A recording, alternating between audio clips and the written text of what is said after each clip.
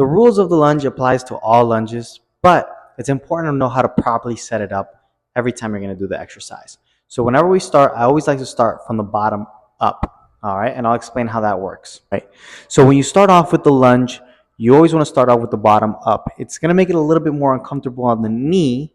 You can start with a pad here below to make it a little bit more comfortable. That's okay as well. But to give you an example, okay, you want your ankle to be right below the knee. So almost at a 90-degree angle where you feel comfortable, okay? So you don't want it to be too close to you where your knee's up front. It's okay, that's not bad, but it is going to create more pressure on the knee. So right underneath it works fine, right? Your knee that's touching the floor, you want the knee, the hip, and the shoulders to be straight. So you don't want to be leaning forward, okay? Once again, that's not necessarily bad. It's just a different exercise that might cause more pressure on the knees. So hips forward on top of the knee and in line with the shoulders. And then the back toe, you want that to be bent. You can see my back toe is nice and bent.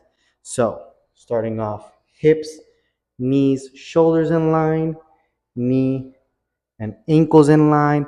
And this is the position, okay? So that's the lineup position, all right? And you're gonna come down, gently touch the ground, come up. Couple things, you might want to switch this leg a little bit more out wide. That's something I like to do. I recommend, because being too straight, you might lose your balance a little bit. So bring that foot a little bit out wider, so that way you have a little bit more stability when you're doing the motion. A couple things for the walking lunge. Always make sure you're doing the same length and the same depth. So how do you know if you're doing the same depth? You're going to know by that knee that comes to the ground. Gently touch. Don't hit the ground. That's going to hurt your knee.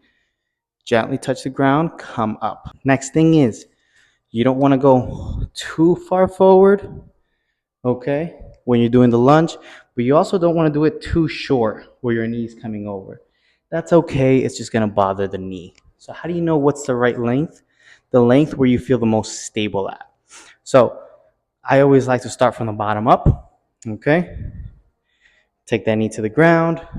You want to have the ankle and the knee stacked up. That's kind of how you know the best distance for you. Maybe a little bit out to the side so that we feel a little bit more stable, but it's going to depend on your body type, all right? Some people feel more comfortable a little bit closer, but generally speaking, ankle and knee lined up is what's best. You do want to take a knee out though. Nice firm lunge. Ankles right on top of, the knees right on top of the ankle, coming down, touching the ground. Right when you're done, you're going to come up to baseline.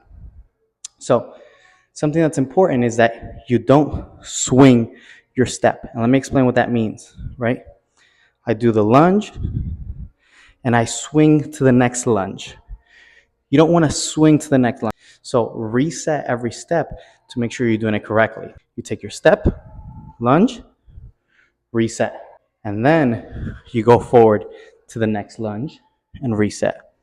So you want to make sure you reset every single step so that way you get the best stability and movement and consistency through each rep. You want your reps to look the same every single time.